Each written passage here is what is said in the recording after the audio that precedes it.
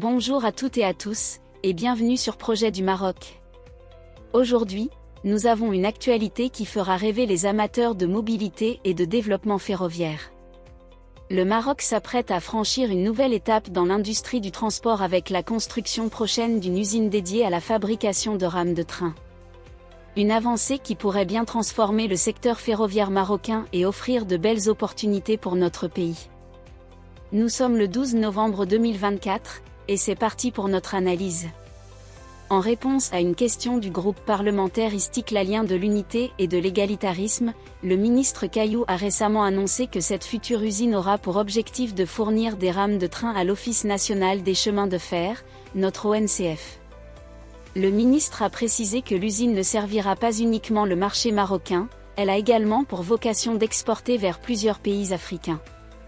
Cette nouvelle infrastructure pourrait donc renforcer la position du Maroc comme un acteur clé dans le transport ferroviaire du continent.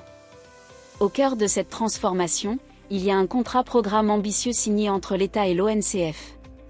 Avec un budget colossal de 87 milliards de dirhams, ce programme ne vise rien de moins que le développement de la ligne de train à grande vitesse, notre fameux TGV, tout en améliorant la qualité des lignes déjà existantes. Un investissement de cette envergure permettra non seulement d'optimiser les infrastructures, mais également de moderniser le service ferroviaire au bénéfice des usagers. En effet, d'après les chiffres avancés par le ministre, environ 53 millions de passagers ont emprunté les trains en 2023, et ce chiffre devrait grimper à 55 millions d'ici la fin de l'année. Une croissance remarquable qui témoigne de la place centrale du train dans le quotidien des Marocains. Avec l'expansion du réseau, la demande ne peut qu'augmenter. Le projet ne se limite pas seulement à une vision à court terme.